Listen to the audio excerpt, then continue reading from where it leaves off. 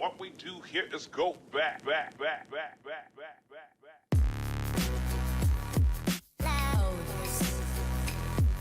Яаж тэтгэлэг авах вэ? Яаж үнгүү сурах вэ? Хэрхэн үнгүй гадаадын тэтгэлэг авах вэ? Хятад сурмаараа яах вэ? Хятад хэрхэн үнгүү сурах вэ? За юу яцхан? За юу яцхан залуусаа тэгэхээр та нарт энэ өдрийн мэндийг хүргэе. Би Андук байна. Тэгэхээр өнөөдөр та нарт хэрхэн хятадын засгийн газрын тэтгэлгийг үнгүй авах вэ гэдэг талаар ерөөхдөө юу шаарддیں۔ Яаж ингэж хүсэлт гаргадیں۔ Тэгэхээр ерөнхий мэдээлэл ч гэсэн энийг зүгээр ингээд зүгээр байдаг л мэдээлэл гэж битээ болохоор энэ бол маш чухал. Хэрвээ энийг чи мэдэхгүй бол цаашаа яаж ямар алхам хийхээ мэдэхгүй гэсэн үг.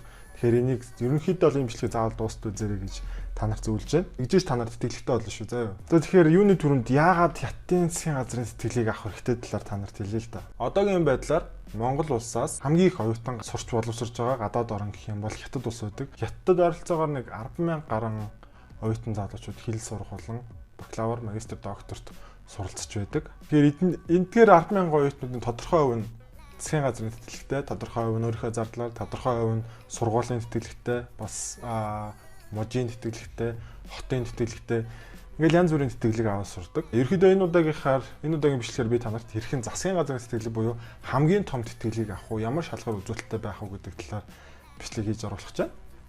Ер нь бол бичлэг хийж байгаа.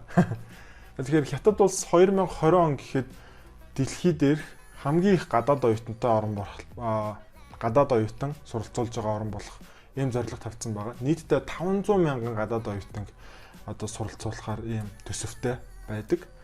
Тэгэхээр Монгол улсын хувьд гэх юм бол Монгол улсад бас тодорхой хэмжээний квотын заагаад өгсөн байдаг. Хамгийн сүүлд 2015 онд CGP ирж ажиллахдаа дараагийн 5 жилийн хугацаанд би Хятад улсад 1000 оюутан засгийн газрын тэтгэлгээр авах болно гэж амласан. Тэрхүү амлалтынхаа дагуу ч гэсэн сүүлийн 4 жил Хятадын засгийн газар одоо ямар их тэтгэлгээр ямар их монгол оюутнуудыг авч байгааг та нар ерөнхийдөө бол харж байгаа байх. Тэгэхээр одоо энэ ерөнхийдөө 2020-21 он бол сүүлийн жил.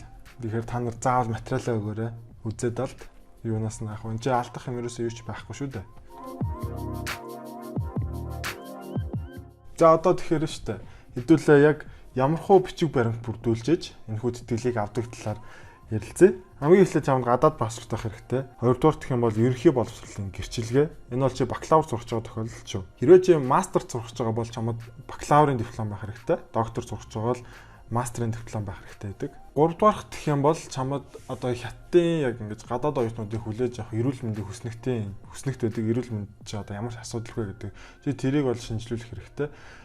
Тэр шинжилгээний бичиг бол ерөнхийдөө бол эмнэлгүүдээр аль ч эмнэлгээр орсон болдог. Гэхдээ зарим тохиолдолд заавал нэгдүгээр эмнэлэг ч юм уу эсвэл халдварт гэх зэрэгээр тийм юу хилээд байт юм байлаа. Миний хувьд гэх юм бол би халдвартад бүх шинжилгээнүүдээ өгч ирсэн. За дөрөвдүгээр гэх юм бол чамд тодорхойлох загтал хэрэгтэй. Тодорхойлох загтал гэдэг нь юу гэх юм бол чамайг удиржсэн багш ч юм уу, чамтай ажиллаж байсан тэрхүү доктор, профессор хүн чамайг ямар хүн бэ? Одоо хэр сурч боловсрох чадвартай юм бэ гэдэг чинь тодорхойлж өгдөг. Мэдээж тэр хүнтэй буцаж холбогдох хаяг утасны дугаар болон ямар эрдмийн цол хэрэгэмтэй зэрэг нь маш тодорхой англи юм хятад хэлээр бичигдсэн байх хэрэгтэй байдаг. За 5 дугаар гэх юм бол суралцах төлөвлөгөө. Study plan бол хамгийн чухал хэсэг. Хэрвээ чи study plan-а муу ч юм уу тодорхой бус байх юм бол чамд тэтгэлэг авах ямар ч боломж байхгүй. Тэгэхээр 5 дугаар буюу энэ study plan-ыг маш сайнаар бичсэн байх хэрэгтэй. Бакалаврын хувьд гэх юм бол 500 хүүхдэд гэж заадаг. Магистр юм докторт орох бол 800-аас дээш хүүхдэд байх ёстой гэж заасан байт юм аа. За 6 дахь гэх юм бол 6 дахь цагдаагийн тодорхойлолт. Чи Монгол улсад ямар нэгэн гэмт хэрэгт холбогдоогүй гэдгийг одоо холбогдож байгаагүй гэдгийг нотлох ганц зүйл бол цагдаагийн тодорхойлолт. Тиймээс заавал зашгүй цагдаагийн тодорхойлолт байх хэрэгтэй. Гэхдээ энэ цагдаагийн тодорхойлолт зарим сургуульд бол хэрэггүй байдаг. Зарим сургууль заавал гэдэг. Тийм учраас өөртөө сонгосон сургуультай яг ямар шаардлага тавьж байгаа гэдгийг маш сайн анхаарах хэрэгтэй байдаг шүү. За 7 дуурт гэх юм бол чиний цэд зураг хэрэгтэй. Цэд зургийн хувьд гэх юм бол нэг 4 байна уу 6% хэрэгтэй болдог. Тухайн бас сургуулийн шаардлагаас хамаарна. За ерөнхийдөө эдгээр 7-г чи хийцэн байхад сургуультай олно л гэсэн үг л дээ. Энэ дээрээс нэмээд бас хэлэхэд бол хэрвээ чи магистр юм уу доктор суралцах байгаа бол бакалавр юм уу магистр одоо өөрийнхөө тэр өмнөх одоо зэрэгээ авсныхаас дараа 2 жил чи ажил хийсэн байх шаардлагатай гэж үздэг. Багадаа 1 жил. Тэгэхээр ажил хийснийх одоо ажлын тодорхойлолттой бас ийм мэргэжлийн төгсчөөд ийм байгууллагт ийм местэн дээр ажиллаж байгаа гэдэг. Тэр одоо ажлын тодорхойлолт бас заавал хэрэг болтой шүү. За ерөнхийдөө эдгээрийг чи хийцэн байхад одоо 3 сараас 4 сарын хугацаанд хитэн засгийн газрын тэтгэлэг авах тэрхүү вебсайт нэгддэг. Тэр вебсайтн дээр та ороод одоо өөрийнхөө бүх материалуудаа бүгдийг шивж бөглөөд окей болголоо. Та тэгээд нөгөө сургуулаа сонгоод сургууль руу хүсэлтээ гаргана.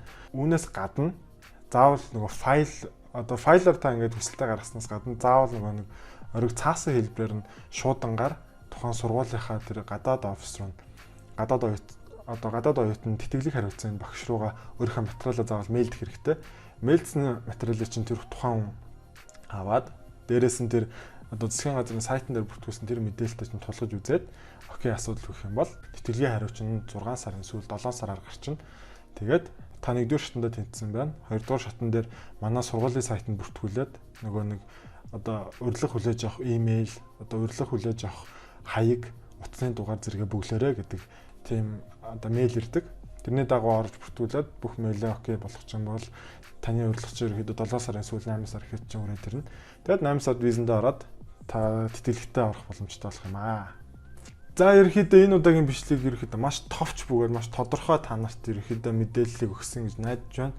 Тэгээд дараагууд бас юу асуумаар байна, юу тулгамдж байна.